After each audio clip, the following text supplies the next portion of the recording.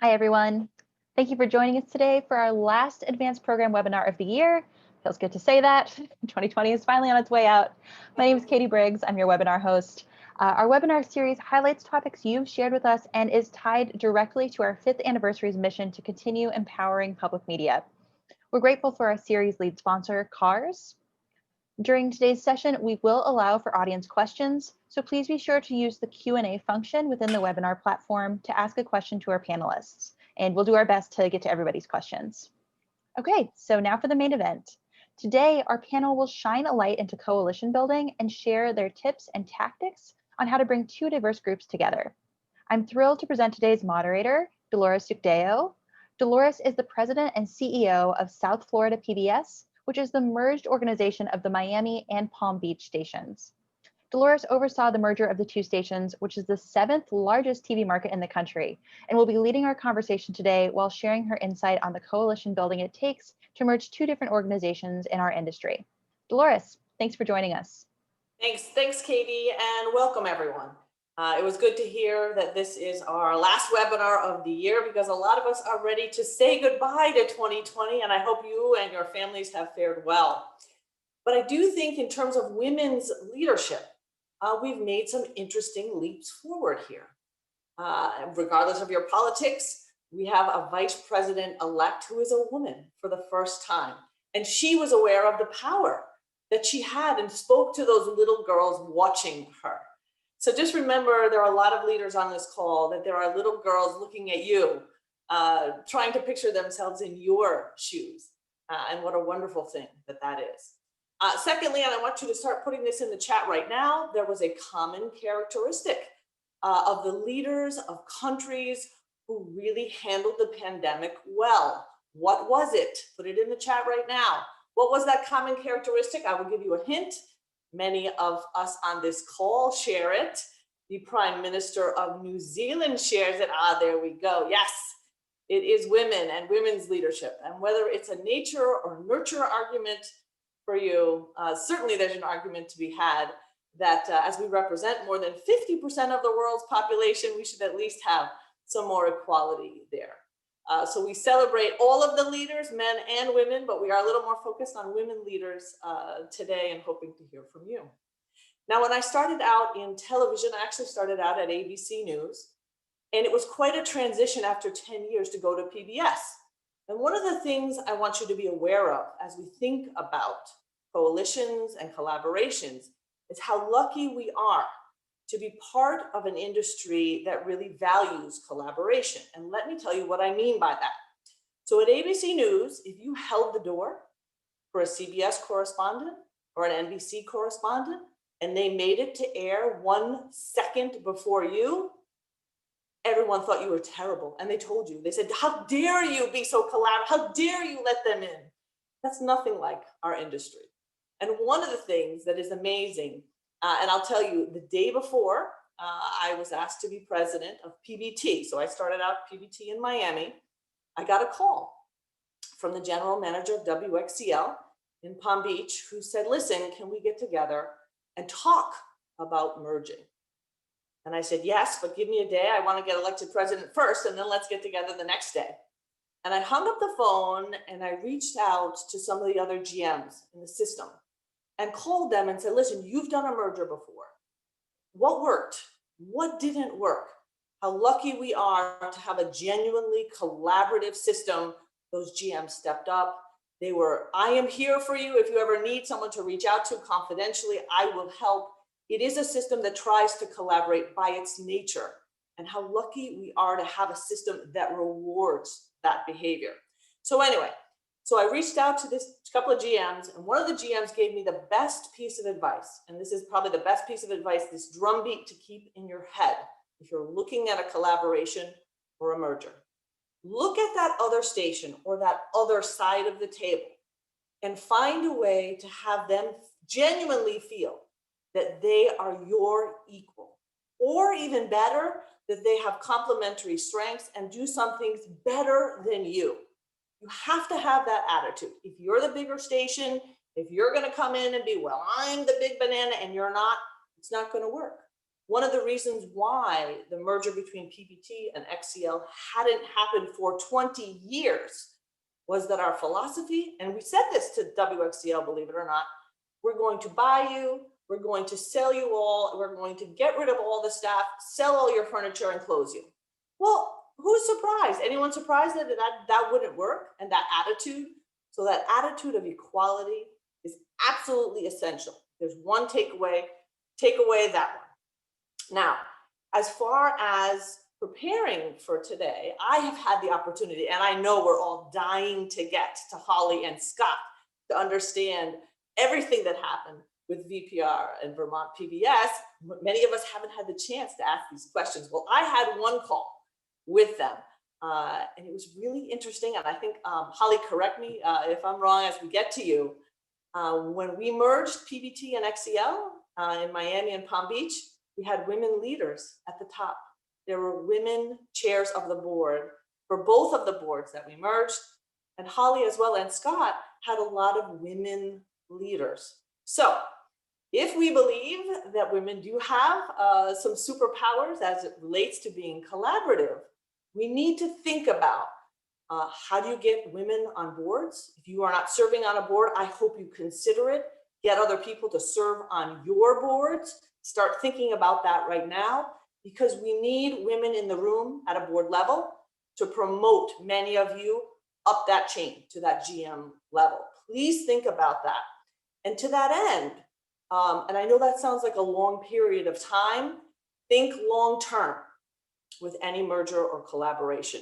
We tend to underestimate what we can do in 10 years because we say, how can I have a 10-year strategy? You can have a 10-year strategy. You may need a 10-year strategy or a 5 to 10-year strategy. And we tend to overestimate what we can do in 1 year. So sometimes with merger and collaborations, it takes the right people who are ready at the right moments, but it can take 5 years or more of planning. So don't be afraid of that long-term nature of the planning that needs to go in and what you'll be doing. And then finally, one of the things that we did, Bernie Hennenberg, who was the GM of the other station, and I did right from the very beginning, was we started meeting. We met for about a year, every week in a neutral place. It was not ours, it was not one station, it was not the other station. And we began talking. You need to over communicate.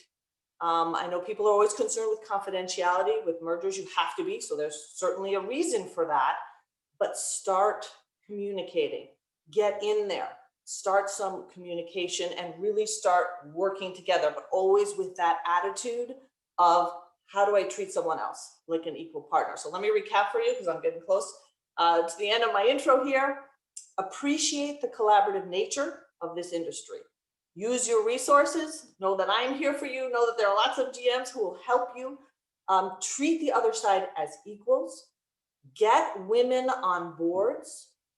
Be strategic, think long-term, and jump in and work together right from the very beginning. Over communicate and just stick with it. It really is something that in our case, it was 5 years ago. So the merger was consummated and now we can kind of point to the results. But trust me, I went into the system and got those other mergers that had happened and said, listen, and we'll talk about it more today. Here are the successes that have occurred. Here are the other increases that have happened. Here's the more substantial sustainability that's occurred. So look at your resources around you.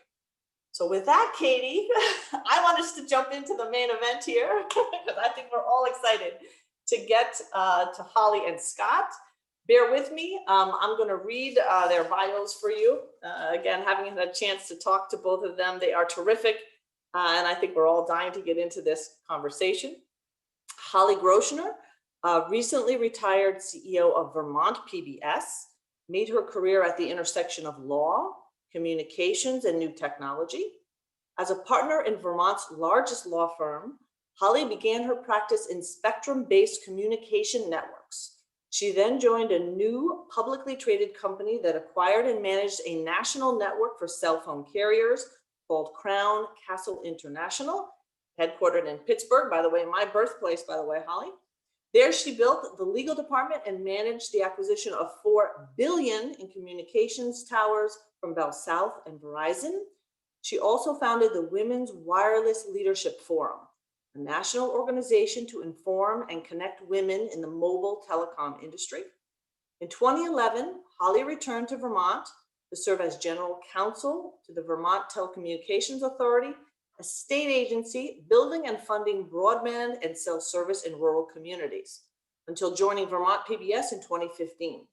She led Vermont PBS to raise $56 million in the FCC spectrum auction and moved the station to a state-of-the-art facility in 2019.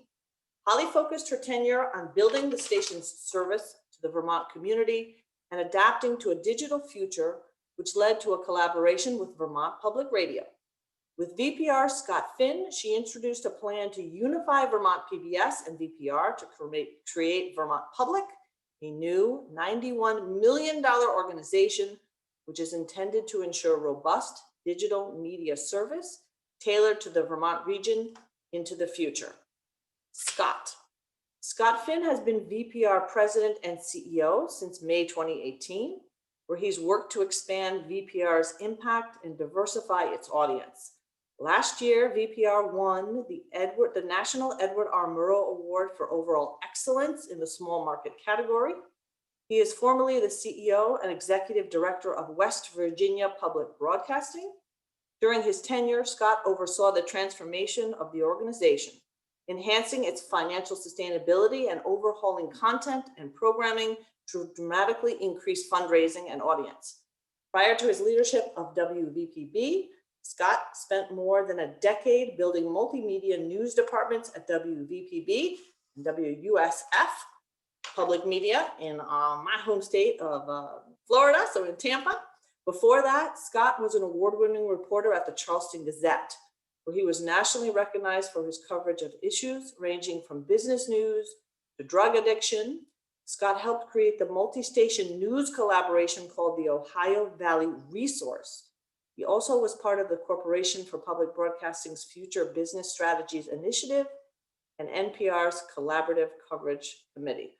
Holly and Scott, we are all so thrilled to be here with you today. You are wonderful, transformative leaders. How very lucky we are to have you with us. Oh, thank you, Dolores. Thank you. Very nice of you. We're going to ask each other some questions. Hopefully it'll feel like a conversation and then open it up for more of yours. And just to add to that, there are so many women involved in this merger, and I don't think it's an accident. A couple of them might be here on this call today. Allison Shawley is with Public Media Company, and she's been very involved in this group. And Allison was a major part of doing the research and helping the boards educate themselves about the possibilities, and basically helped lead us through the process that led to the merger agreement in September. So I want to thank Allison. There's another woman, Kit Jensen, who many of you know, who has just been invaluable. As I call her every single week, at least once, sometimes twice, sometimes many times. Kit was one of the first women to lead a public media station when she was in Alaska, and then helped to engineer the IdeaStream merger way back in 1999-2000. So she's really helped us get a roadmap to this. But Holly has been another, how can I say it? I would describe myself as the person who is implementing Holly's vision. She basically put everything, I don't know if it was a master plan, Holly, or if you worked it out as you went, but put all the pieces in place to make this happen. One example would be Vermont PBS was in some trouble, I would say, a troubled station before Holly arrived there, had issues, definitely had a decrease in membership and giving. And Holly's arrival, renovation of the station from top to bottom in every way, local content focus. Actually, I want to say some stuff. I want to leave it to you, Holly. Can you talk a little bit about how you found Vermont PBS when you got there, right? And then what you did to kind of, I don't know, revitalize it? Because by the time I got there, it was a revitalized station. Wow, Scott. Thanks. It's very nice. And I would echo our thanks to Allison and Kit, and also to our female board chairs who had the energy and commitment to be our partners in this conversation. So I arrived in 2015 to find membership declining at an average rate of 3 to 5%. The station had kind of turned in on itself and was not communicating with the community at all. And I love public media, but I came to love public media through this work. I love Vermont most of all. So it was easy for me to sit back and say, how do we serve a rural state? VPR was doing a bang up job of focusing on community. And I moved back to Vermont just as Hurricane Irene hit the state. I mean, I literally moved during the hurricane, and VPR was there connecting communities all across the state who had lost telephone connection. So I saw the power in that. But the team at Vermont PBS was very loyal and very true. And they were, I would say, afraid. And if there's anything I'd like to sort of touch on here, Dolores is so right. I came from the private sector or publicly traded companies, and you didn't walk into a room and be warmly greeted by your colleagues in those environments. But that's not the story in public media. So wasn't it a treat to find out about this collaborative environment? But there's one thing we don't talk a lot about, and that's fear. And so I think, if I am able to convey that you can make a big plan, and I did plan for years, I couldn't have been luckier that Scott Finn, his own self, stepped right into this plan. We were friends through a fabulous program that was put together by CPB, a business strategies group, and I got to know Scott and knew he was a good leader. But it couldn't have been more fortuitous that he stepped into the middle of the plan that I had that started with renovating content and renovating my board. And if you don't stop and look at your board and think about how forward looking they can be and how you need to educate them about what the realities of digital media are for the future, then you're making a mistake. They need your support and they need your help. Thankfully, Scott came to the party all prepared and with an excellent board. And I think we had grown a pretty good board by the time he got there. So it was ripe for this conversation. What allowed us, so VPR is per capita, it probably has some of the highest levels of giving and audience in the country. And so that's the good news about VPR. But there's a dark side to that, and there was a certain arrogance, I would say, among some people at the station, and a lack of recognition of the value that Vermont PBS and other partners could have. And so, when I was hired, one of the first things that I did is I looked at the ongoing partnership that already started with Robin Turno, my predecessor, and Holly. They were doing a News Minute that was a social media and insert for before the news hour together. And they had experimented around that. And, I had just come from West Virginia Public Broadcasting, which is a joint licensee with, and was missing what Holly and Vermont PBS have, that indescribable, community service education that PBS has, that sort of instinct to help the community. And so, we started doing a lot of things together, including debates. We saved Vermont's only poll, independent poll. It had gone defunct, and we brought it back together, just as like a proof of concept. And Holly, I wonder if you could talk a little bit about our biggest project that we did as a collaboration before we started the merger talks, which was called This Land, the changing story of rural Vermont. And just talk about how all that got started, because that was, again, I think your vision to do something like that. Well, I'm not so sure about that. And Scott, before I talk about that project, you very definitely saw that there was a conversation started. By the way, these two stations had been at loggerheads for 40 years.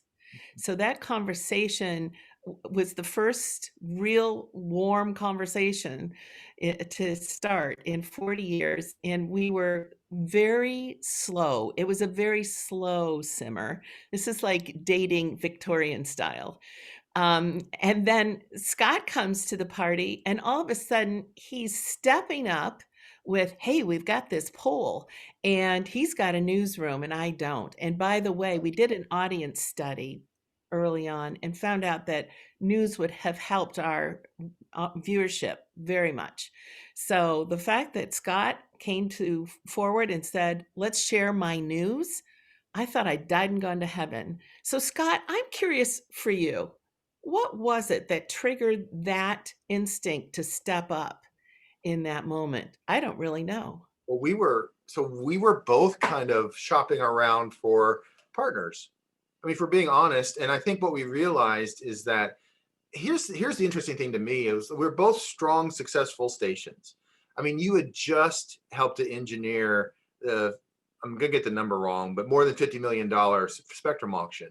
And by the way, when I was in West Virginia, we tried to do that and did not succeed. It takes a special type of entrepreneurship to be able to navigate that. And by the way, and not lose viewers. Vermont PBS found a way to serve those viewers over the air in other ways that were really innovative. But anyway, that made Vermont PBS, frankly, able to do more. And being able to see Vermont PBS do more made it easier for me to talk to my staff and my board at VPR about they can help us. We have a very niche audience at public radio, and we want to get a more diverse, younger audience. And we need to speak to them in all the languages that they speak. And I'm not just talking about verbal languages, I mean, video. We need to speak to them in images. And we weren't doing that at VPR. So we had a newsroom, they did video. That's the basic, conversation. But we also did so many other things together. We have a kids podcast called But Why? It's really successful. Vermont PBS under Holly launched a really good live action children's program called Mr. Chris and Friends. How many states have a PBS station and an NPR station? They're both doing really good kids programming. So there's just all sorts of things happening in common. And I think one of the stories here is that even though it makes so much sense, and when we did the study, public media companies saw how we would be able to serve more people and be able to raise more money together than apart. And yet it's still really, really hard. It was so difficult. I don't know, Dolores, if this was your experience. There was just so many decisions to make, so many egos to soothe. And maybe that's why it takes women leadership to do that. I think I don't know. I'll ask you, Holly, it was hard, right? I wonder if you can talk a little bit about the difficulties and how you dealt with that. Well, Scott, you and I had to come to a point of true trust and collaboration. And all of our conversations were not easy ones.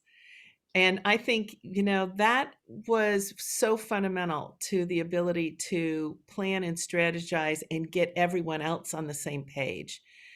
You've asked me in the past, what was the most frustrating thing? The most frustrating thing was dealing with other people's fear. And the best thing was conquering that fear. So what was fear? Fear of change. People, VPR folks, they had a fabulous brand. They were worried that they would dilute it. I had planned for 3 years about how to make our dowry attractive to a suitor. And I mean, literally making sure that we had the resources to be a powerhouse or to be a threat if we weren't getting that kind of collaboration. So when you talk about what the challenges were, Scott, it isn't any secret that it's difficult to talk to staff about these changes, and to know when to talk to staff about these changes is really difficult. And I'm curious on your part, collaboration takes trust and commitment to a vision. And you and I did a SWOT early on, and we saw the world the same way. We were looking for a way to ensure that a small market like Vermont could be thrust into a digital future.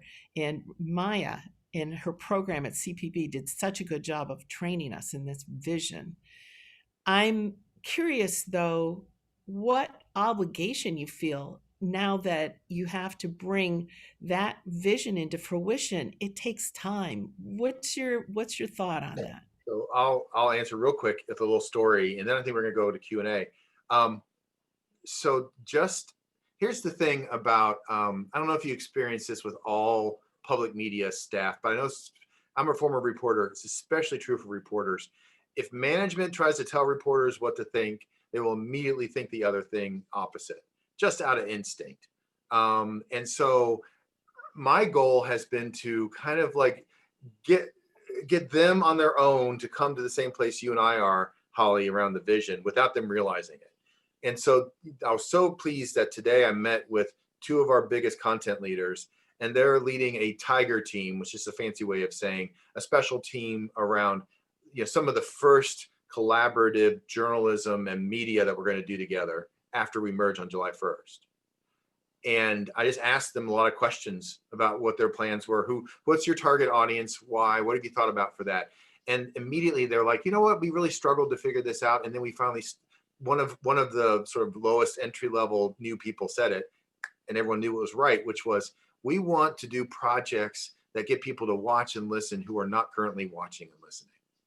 That's our audience. Our audience is the people that are not yet watching and listening, especially not watching and listening in traditional ways. So it's digital first, which is always Holly's vision.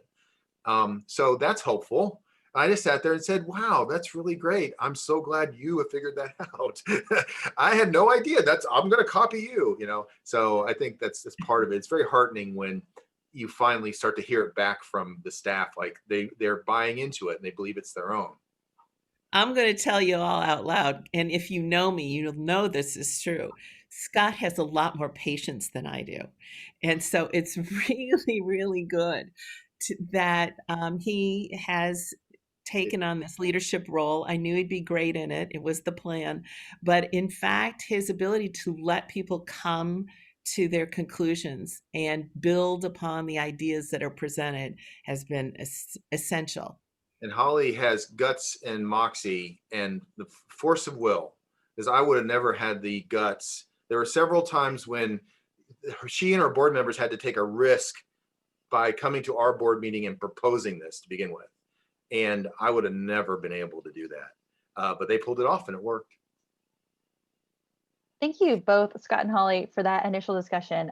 This is so enlightening and inspiring to hear about true coalition building, and like really, who doesn't love a success story nowadays? By the way, for our attendees, we're about halfway through our discussion now, and so it's a great time to start adding your questions via the Q&A function. I'd like to kind of move into a curated conversation now with Scott and Holly. Dolores is going to lead this next bit. Go ahead, Dolores. Great. So Holly and Scott, you left off right at that moment. Where Holly, you had to pitch it. You were sitting in front of somebody else's board, and who are these people? What happened? Was there a make or break moment here? Or what happened in your pitch? What did you do? Well, here's the deal. First, I had to pitch Scott, and he was brand new to his job. So talk about brave. He had to say, yeah, I'm going to learn my station, I'm going to learn my team, and I'm going to have this agenda item in my back pocket, which was huge. I was very fortunate in building my board that I had some very magical people who were there to support the vision. And one of them was an investment banker who knew how to lead mergers. And so he was my collaborator and advisor. And I had another board member who knew our community very well. And so she was able to reach out and help coalition building. So there I was in the board meeting, and what I was focused on was telling the story of how Scott and I and our teams had seen so much positive good for our viewing audience in Vermont through our collaboration, what rich opportunity there was there, and really did the very best job I could of laying the groundwork of how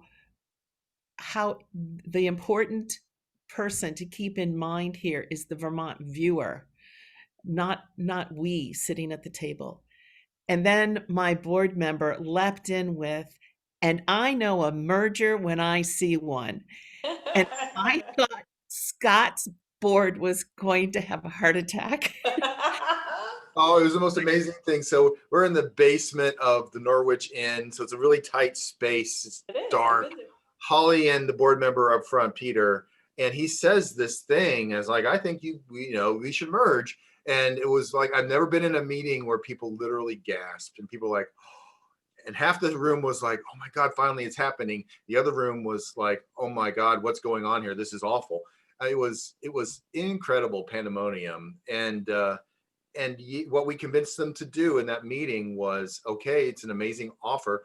Let's just study it. Let's think about this. Let's really dig into it. And we spent the next 9 months with help from Public Media Company and others digging into it.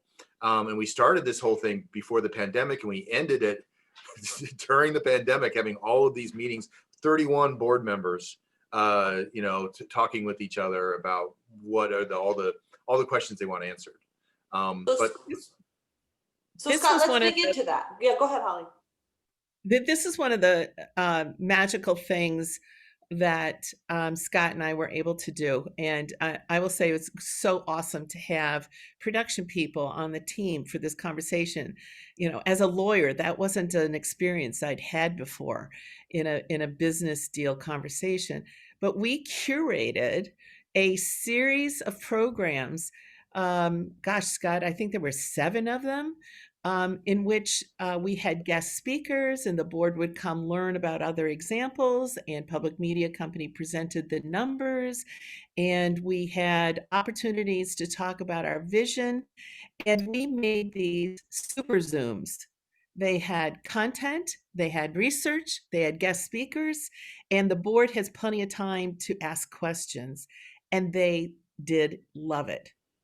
And we did breakouts in small groups. I mean, we worked really hard on those. We practiced, trying to make sure that they were engaging enough to keep people, through. For some of these were 2 hours long. So, I mean, I think both of you are keying in on a really important point, which is one that we've raised from the beginning. You use your resources. Holly said, listen, I had a board member who's an investment banker who stood up and said, I know a merger when I see one. And Scott, I want to take you back to that moment where everyone gasps. How long had you been at your job at that point? How long had you been in your position? A year. Yeah, 1 year. A year? You're fearless. And what resources did you turn to? I was full of fear. I was fearless. Well, you did it anyway. That's courage. I did it anyway because it was the right thing to do. Yeah, and that's the other thing. I mean, you got to strike while the iron's hot. The planets aligned. Holly was ready, or board member was ready. Couldn't wait. When something like that happens. The other thing that was starting to happen, Holly and I were working together on projects. Our staffs were, and they were doing these collaborations, and they were very popular in the community. But as Kit Jensen will also tell you from IdeaStream, when you're collaborating, but you're 2 completely independent organizations, it can be exhausting. Because you don't have clear lines of authority. It's hard to make decisions. Everything is harder when you're 2 independent organizations. So I don't think we could have kept up the same level of collaboration for long unless we did merge into one organization. So we have a limited amount of time sometimes. And if you let it pass for too long, I mean, these 2 organizations have been talking about maybe merging for 40 years, right? Holly, 40 plus. How many of you markets that have had that conversation for 4 decades? It's very common, right?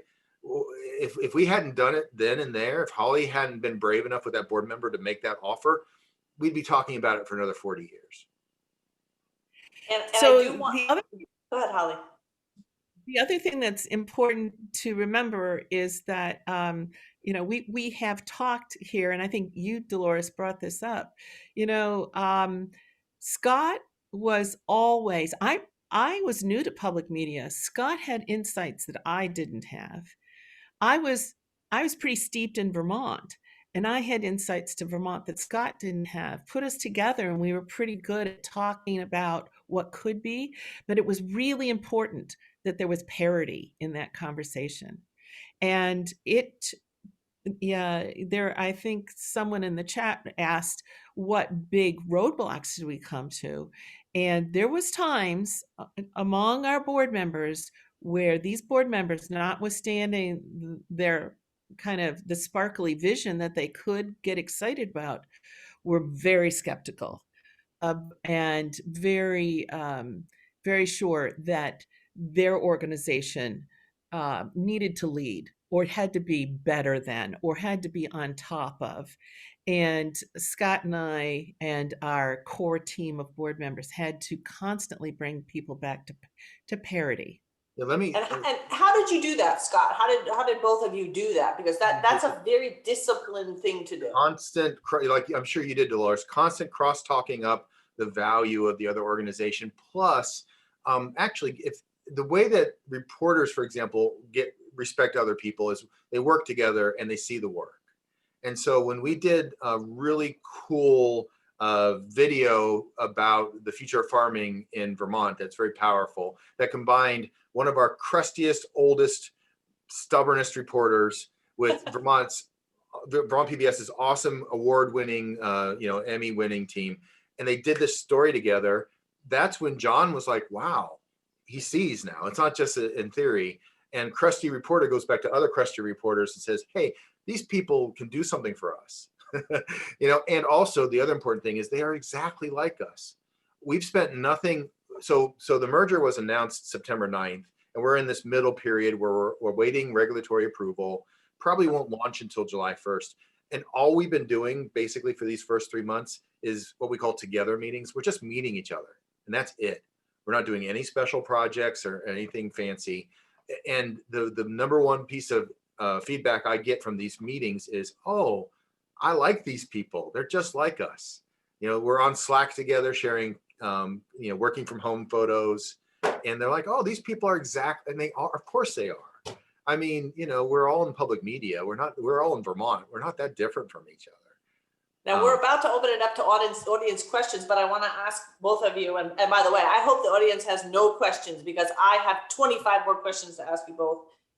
If you were, I hope you have one or two. If you were to do it again, what would each of you do differently, or what would you do the same? You have to start again. What would you do differently?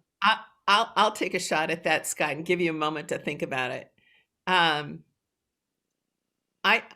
We did talk to other GMs, which was really important, but I think we got the ball rolling, and then the pandemic hit, and it was hard for Scott and I to have those kind of meaningful conversations all the way through the process.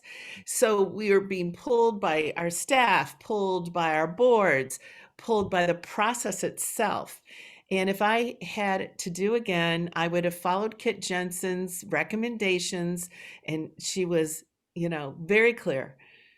You must make time for each other and really communicate. And I don't think I recognized how important that was all the way through. And no secrets, no surprises. I would agree and add to that. I wish I'd asked for more help from more people earlier. I wish I'd reached out to other people that had done it earlier. I wish I'd, gotten more advice. That's the main thing. I wish I had talked to you, Dolores. I can't believe I haven't done that yet. We need to set. You could have called. I could have called. Yeah, and I find that every time that I finally do reach out, I'm like, "Oh, I'm sure Dolores is busy. She doesn't want to talk to me." Not true. People like to talk to you about this stuff. They have a lot to share. We could create a survivors club. I think so. I think so. And actually, I do want to ask you that because one of the things that I think is critical, and I'll be interested to hear the feedback that we get, is that there's an obvious chemistry between the two of you, and there's mutual respect and admiration and a friendship likely here. And what I've seen is that, if the leaders at the top can be selfless and say, listen, we're going for a greater good. You even said we had to trust and share a committed vision. A merger or collaboration can happen. And without that, my question to you, and again, looking at past leadership with no names involved, was that kind of the key of it not happening? Was there not chemistry in the past, or how important do you think that chemistry is between the two of you to be able to trust and to work together? Yeah, I think, and I wouldn't say chemistry, although I mean we're definitely admire each other a lot. But I mean, yeah, if you see the other organization as your competitor, of course you're not going to want to work closely with them. And I think the thing that's changing in the world is that maybe 30 years ago, to some extent, we were more competitors. Maybe we were actually fighting for the same. I don't even think it's true back then, but you can make a better argument 30 years ago that we were maybe fighting for the same donors, blah, blah, blah. That's not true anymore. I mean, I think it's our stations, public media as a whole, we're fighting for attention against Facebook. And we're trying to get people to focus on local issues versus, just nothing but national news. I can go down the list. We're in it together now, and it's not just PBS and NPR stations. I think it's all nonprofit journalism. We have a really, really cool nonprofit journalism organization called VT Digger that we have collaborated with in Vermont. There's another organization called 7 Days, which is privately held, but it's really more of a nonprofit, held by two women, of course, and it's a weekly alternative newspaper that does great journalism. And Vermont has 600,000 people in it. We're a tiny place, and yet look at all of this, nonprofit journalism that's going on. And I think it's because you create an ecosystem where you support each other, and where people locally are more likely to want to support journalism in general. And that's how we survive. And if you could do it in Vermont, you certainly can do it in bigger markets. Well said. So around my dinner table, almost every night as I sit with my kids, there's a question that they're all used to, which is, what is the best of your day and what is the worst of your day? And my question to both of you is, what is the best part of this merger and collaboration, and what's been the worst? I think the best part is the opportunity for these two broadcasters to lever themselves into the future and fill the roles that are present for public media in a place like Vermont. We need an organization that can help foster discussions around policy. We really need the opportunity to bring people together. We're such a little place, and 30% of us voted Republican. So, those conversations have become so isolating, and we're too small to be isolated. So we really need the giant collaborator. I was going to say the mother of all collaborators I like in the middle. So I think that, that's the best opportunity, and I trust that Scott will bring us there. It is hard. I had promised my husband that I would retire. So that was a non-negotiable item. But the worst for me is I'd like to, be part of that conversation. It's very exciting, but I'm having another shift in my view about what I need to do for the community. So that's fine. But there was that moment of, oh man, this is going to be cool. Nice. Scott, best and worst. That's very generous. Holly's so generous. And one of the generous things that she's done is create all of this and then basically give it to us to do and step back a little. And it's hard to do. I've done it before myself too in other organizations that I started, but I appreciate that. Also though, it is kind of a mess. So that's the best and the worst. It is so bringing together two organizations is kind of like building a house together. And because we're not even merging per se we are creating a new organization and putting both of the old organizations into a new one on purpose, but and the exciting part about that is it's like a lot of chances to do better, and in big and little ways. Like, I came to Vermont VPR, and the leadership team that I inherited did things a certain way, and I've adapted it somewhat. I have a chance to start all over again. And this is how we operate in this leadership team now, right? We can reform it the way we want. Even little stuff like we have a lousy software system for accounting. Now we get a good one. We can look at each organization and pick the best of each and bring them together. That's the good thing. The bad thing and the worst part of my day is I'm not a details person, and there are 1,000 decisions to make, and I'm not even lying. The majority of my time is now taken up with insurance brokers, ERISA lawyers, and just the business of trying to combine two organizations so that we can have a paycheck and health insurance on July 1st when we launch, which doesn't seem like it should be so hard, but it's insanely hard. So that's the hardest thing for me. It's a lot of blocking and tackling and not vision talking every day. It's just making sure we have our health insurance ready. Gosh, I'm loving retirement more every moment. You made the right choice, Holly. You're welcome to help volunteer. You're a lawyer, right? So, Doris, you mentioned about the dynamics and how this goes on. This kind of vision of creating something new was a mantra for us. We're going to create something new. And I think we were lucky because the two of us brought vast resource together so we could solidly say this is a marriage of equals. But even when there's a situation where there's a takeover, and some mergers are not happy in that way, it's still an opportunity to create something new. And it's really important for the leadership to embrace the opportunity as newness. I think that's pretty darn important. You too. And that actually, I think we're about ready for audience Q&A. And so I have a pretty good kind of segue to the next question, which is about, I have a few questions from the audience about staff. So the first one is kind of, Holly, along the same lines. If you could just talk more about communicating with staff about those kind of big grand visions, like what is the right time to kind of unveil this idea of creating something new and exciting? Like, when do you start telegraphing that to your staff? My staff would tell you that I was grumbling about VPR's success for quite a while before we started in on these collaborations. And it was my way of saying, look, how are they doing that? And then we did an audience study that pointed out how important news would be to bringing in additional audience, those folks that weren't just watching our existing programming, but needed some local news programming as well.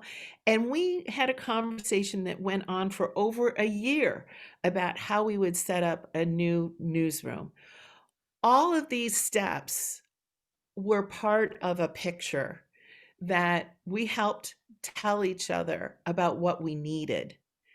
And then it was still a little bit of a scary conversation when the announcement came, but all of the pieces started clicking into place.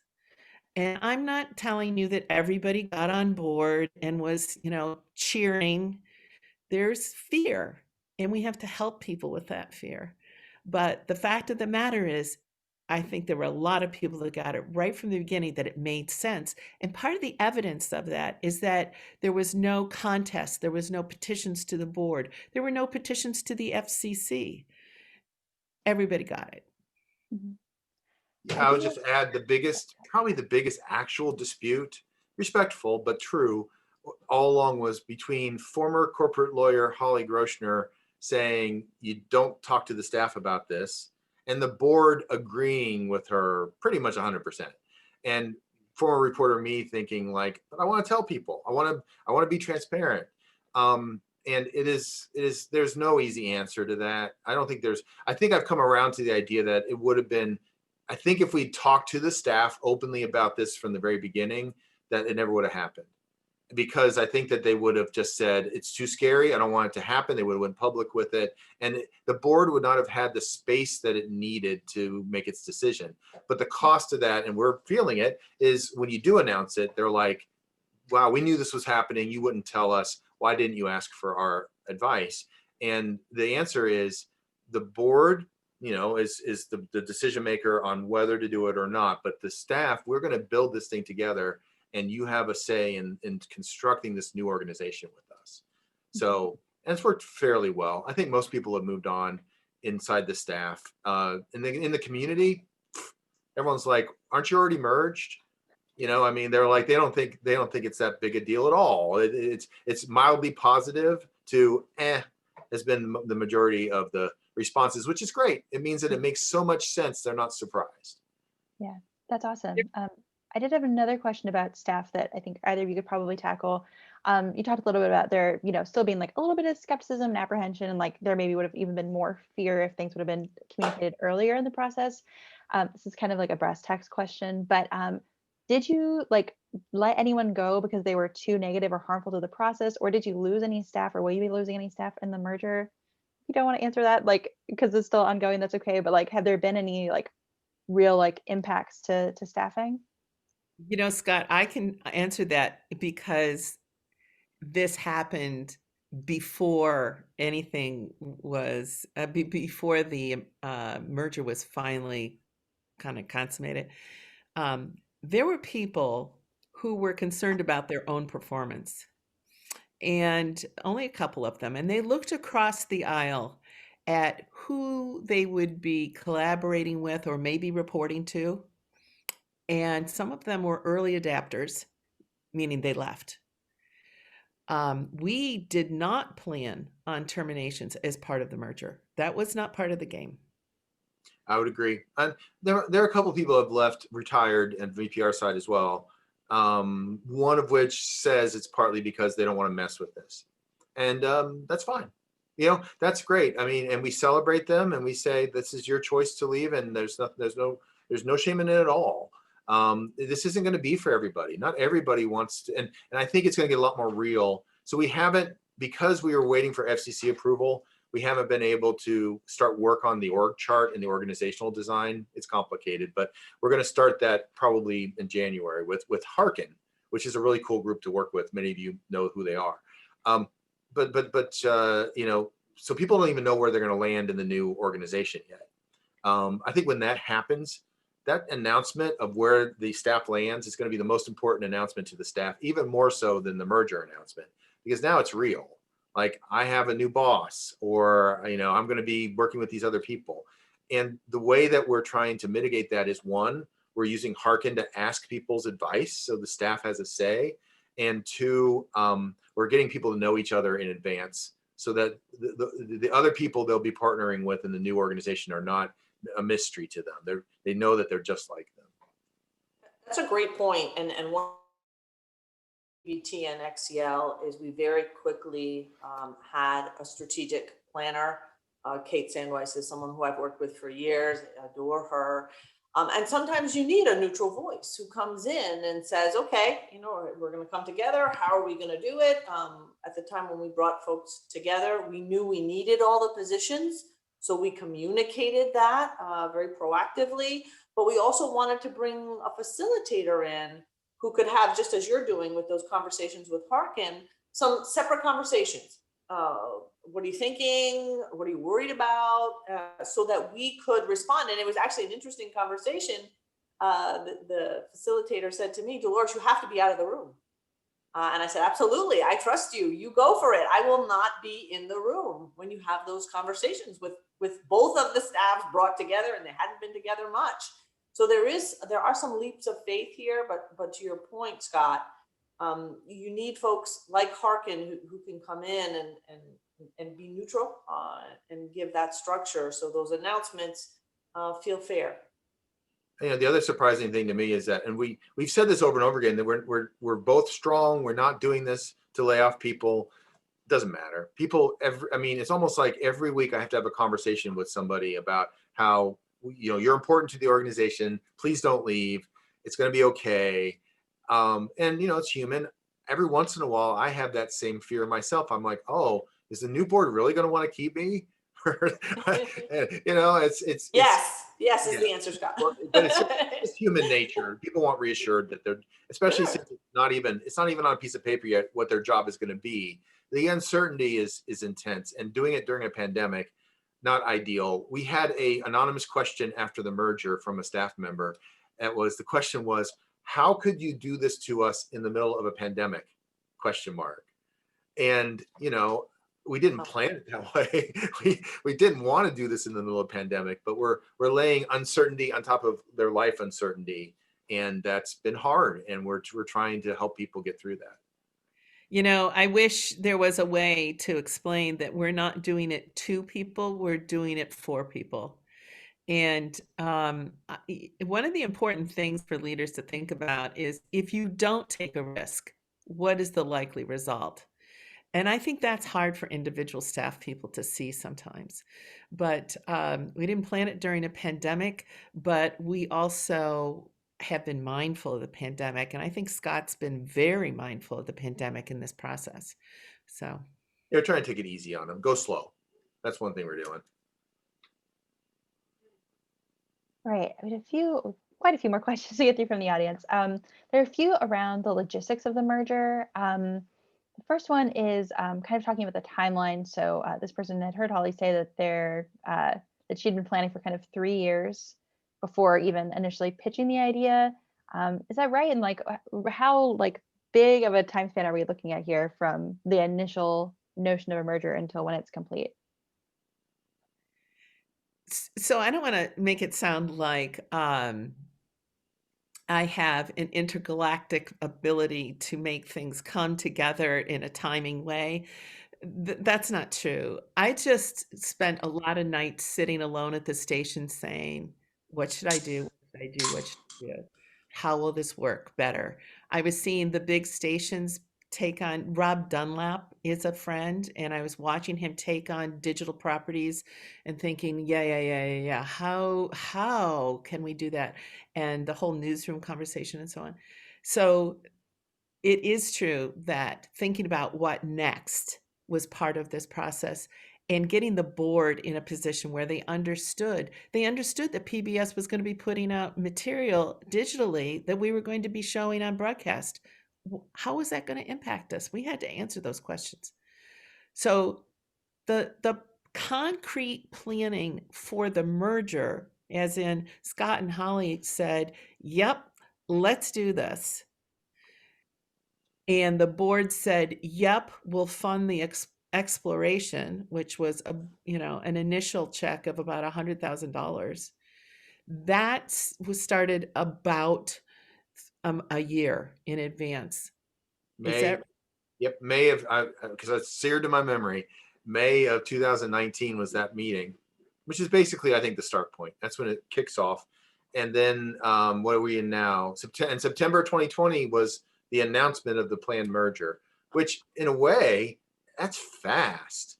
I mean, a year and 3 months. And one of the miracles is that it never leaked. I can't believe that it didn't get out to the media, but somehow it didn't. So look, we could probably move a lot faster now if we wanted to. We could have probably stood up the new organization on January 1st. But one of our decisions because of the pandemic was we said, we're going to be together forever. We're married to death do us part, these two organizations. We don't have to speed up. Now we don't have to speed through this. We're going to take our time. And that's giving people more time to get ready and more time for the organization to get ready. On the downside, more uncertainty. People are going to have a longer period of time where they're waiting for the new thing to start. So I don't know how you balance those things, but the pandemic for me told me that we should go slower rather than fast once we announced it. And there was another question about the actual cost to kind of explore the merger in the first place. So the $100,000 check, that includes legal fees, consultants, all kinds of people and roles that came in. That's okay. Okay. Talk a little bit about how those costs break down, if you don't mind. So, okay, I'm a lawyer, and I think that you pay for what you get. So VPR had a law firm, Vermont PBS had a law firm. We shared a federal law firm. We shared consultants. We had PMC and Kit Jensen, and we also had a communications vendor. This was not inexpensive. Easily. And it's hard to know. Like, so if you're saying to the decision whether to do it or not, I don't know, $150,000 or so, it kind of gets murky because we kind of knew we were going to do it at one point, and then we started spending a lot of lawyer money to help with the bylaws and setting up the new organization. We wouldn't have done all that if we weren't 99% sure it was going to happen. Another thing is that there is planning money at CPB for things like this, although it can be hard to get and also kind of awkward to get it in time. And we had the money, and so we just decided I think it'd be easier for us to just go ahead and spend it ourselves. And by the way, the all-in, and Holly, I don't even know if you've heard this number, the all-in integration budget after it's all said and done is going to be about $2 million. We're about a $15-16 million organization, so not free. But we're also lucky that we do have the money, and one of our mottos is do it right the first time. And so, for example, we're going to be setting up systems that cost money on the front end, but that will save us money from now on and eventually make us a more, efficient organization. Mm-hmm. Once you have that momentum, you better build it to last. You could probably do this for less if you needed to. If I was West Virginia Public Broadcasting, you don't have to spend that much money. Also, plug for PMC. They didn't charge us as much as they could have. They did a ton of work for what is actually very little money. So I was very grateful to have them. If we'd used another consultant, I think it would have cost a lot more. So one more kind of nitty gritty question about logistics, and then I just have some like higher level questions about challenges in building trust. So the last logistics question is, are y'all combining your fundraising, and like, will new memberships now be to the new organization? Like how is that side going to work? Yeah, just very quickly, yes. And, but beyond that, I don't know exactly the details. One of our theories and ideas is that it doesn't make a ton of sense to merge if you're not really going to merge. And there are joint licensees that are like this out there that still operate completely separate TV and radio stations. And I just think you're not getting the full benefit. It's like all of the pain for none of the gain at that point. And so our plan is to have a fully integrated organization. It doesn't mean that everybody does everything, but it does mean that people will eventually stop calling themselves TV and radio people and just be public media people. And the first place that happens is admin, technology, and development, and marketing. These are all things that there doesn't have to be a radio marketing and a TV marketing. There's just marketing, and development is the same way. So over time, we're going to end up having one, department for all these different things. The only thing you'll see some specialization in is some people will be video producers mainly, and some people may be audio producers mainly. But there's not going to be these TV radio lines anymore. We're putting everybody together. Great. All right. So let's talk. We've got about 12 minutes left. So let's talk about some challenges. You talked about this a little bit, but I wanted to dive in a little deeper. The first question we have here is, you did significant planning to anticipate challenges, but was there ever an unexpected challenge that you encountered, and how did you work through that? I can say that there was a conversation around the name that completely flummoxed me. I truly thought that we were going to come unglued over it. And Holly was so much more brave about advocating for a single name, and I was so scared. I don't know how to say it. I did not want to have the fight, and that was another disagreement between me and Holly, actually. But it was surprising. We had board members who thought they knew best, and they did not agree. And they did not agree. And there are people that love Vermont Public. There are people that hate Vermont Public. I mean, there are people that were like, whatever you do, don't get rid of VPR. And it's just, so my idea was, let's punt. let's just not decide that for a while. And Holly's like, no, let's fight for the right thing. And, that's. Well, I always worry that the commercial value of the trade name will take precedence over the culture of the new organization, which I think is more important in the long run. You're right. So, but that was the issue. That was the issue. It was oh man, and it came up at the very end. And So, we agree on this issue, but we disagreed on tactics. In the sort of like brave chicken sort of line, basically. listen, I could have won the battle and lost the war on that one, Scott. So, Yeah, no, you're already on your way out. I'm like, okay, great. You can be as brave as you want. I gotta deal with these people. So we're gonna do a big. I mean, this is like no more money, but we're gonna do a big brand study. We're gonna ask the community what they think, and hopefully, I do still think we should put our finger on the scale of one name, one brand. But I think we have to bring, especially in Vermont, people expect to. We have this thing called town meeting day, where it's still a fact that the entire town is supposed to show up to the school and debate whether or not we're spending too much money on the snowplow. This sort of participatory democracy thing is real here, and people expect to have a say, and it's different from being in a bigger market. I think where it's run more like a business. Here, it's really people want to have input into things, and so the name is one of those things where we're probably going to do some input from the community about and see what they say. Great. All right. And then the last question I have is about building trust. This person would like to hear what happened that allowed Holly and Scott to come to trust each other.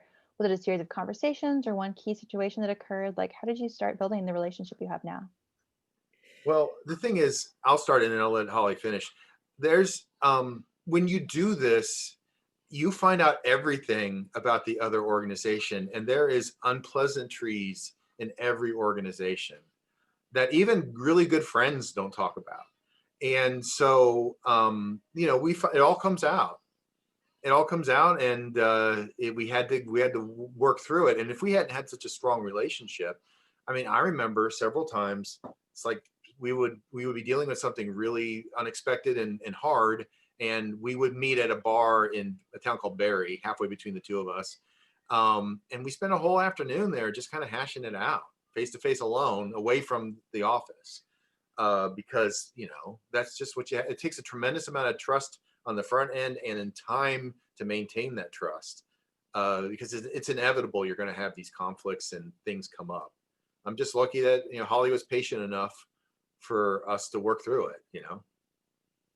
well, And I wonder too. Yeah, go ahead, Holly.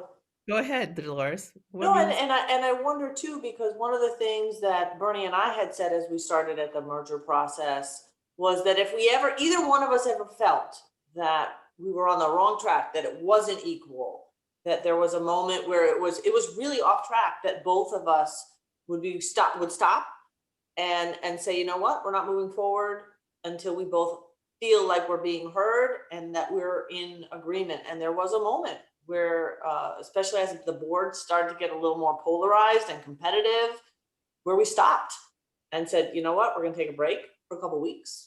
We're going to be back to you. We need a little cool off period. We need people to realize what we're trying to achieve here, that we're all on the same team and we all bring complementary skills, and we're not going to ram this thing through. So it's just interesting to hear both of you say, especially Scott, you gave it its time, you gave it its due, you listened to each other, and when you had to pause, you paused. I think this all began at Scott, what was the leadership program that Juan Sepulveda led? Yeah, PBS had a leadership program for new GMs. Yeah. Scott and I met at that leadership program, and one of the things that went on there is that we met in person repetitively, periodically, and we told real truth, and we got to know each other as real people, not as, look how cool I am, not as, wow, look what I did at my station, but the, oh my God, I don't know how I'm going to deal with this level. And that allowed Scott and I to have some pretty clear conversations right from the beginning. That one of one of the things I remember is the first lunch. My husband came and Scott's wife came, and we really Nice. talked about, is this possible? Are you willing to think about this?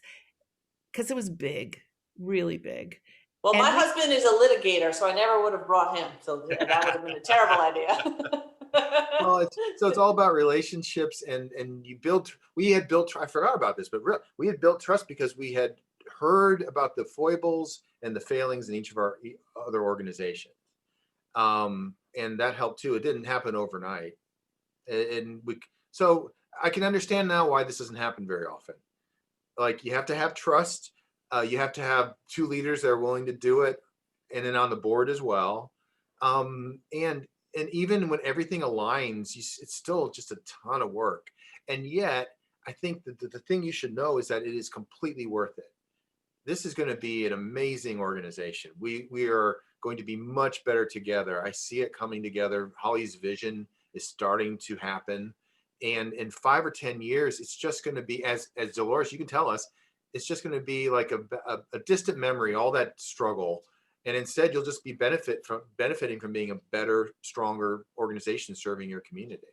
It's absolutely true, and there is a moment as well, and this was another piece of advice that I got from one of the GMs who had successfully executed a merger, where you feel like one organization, and that takes actually a couple of years because there's still, and both of you, I'm sure, were very careful about being inclusive, and if you say one name, you say the other, and you try to be equal, and there does come a moment after a couple of years where you do feel like one organization. There's still history that you have to be aware of, and there's still other things, but that idea of being one organization really does happen. And one of the things that I think was kind of delightful in the process was to see with one of the stations 100% growth, 200% growth in ratings, some real significant increases in development and fundraising, because people really do reward when you're serving the public interest in a better way by coming together, by being more efficient,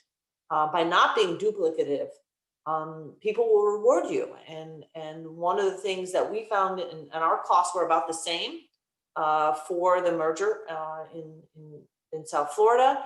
And we actually had someone step up and give us $1 million gift and say, I've always wanted this to happen.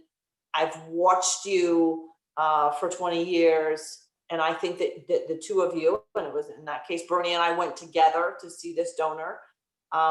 He said, you guys are the right two to make this happen. And you do, when you work hard like that, see significant gifts from people that help in the process and create the momentum that the two of you clearly have, and sustaining that momentum is really critical.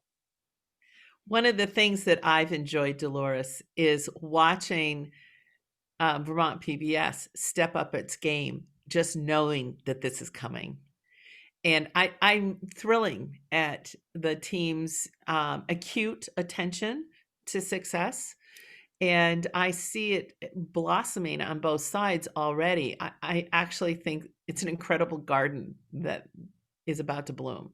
So I think the donors do reward that, and especially in a small place like Vermont. I used to joke that, I could see Scott's footprints on the step when I arrived at the donor's household. And this just makes sense. Absolutely. Right. I think that's all the time we have for questions. So I just wanted to wrap things up here. First of all, thank you so much to our amazing panelists and to our audience for joining us for this conversation, staying with us for a few minutes past the hour. We really appreciate all the questions you submitted and all the good conversation we've had today. Be sure to visit our website, publicmediawomeninleadership.org, to find out what's in store for 2021 for our advanced webinar series and to learn more about our Empowering Public Media initiative. And as always, we will post the recording of this webinar to our website. Thanks so much, everybody. Thank you.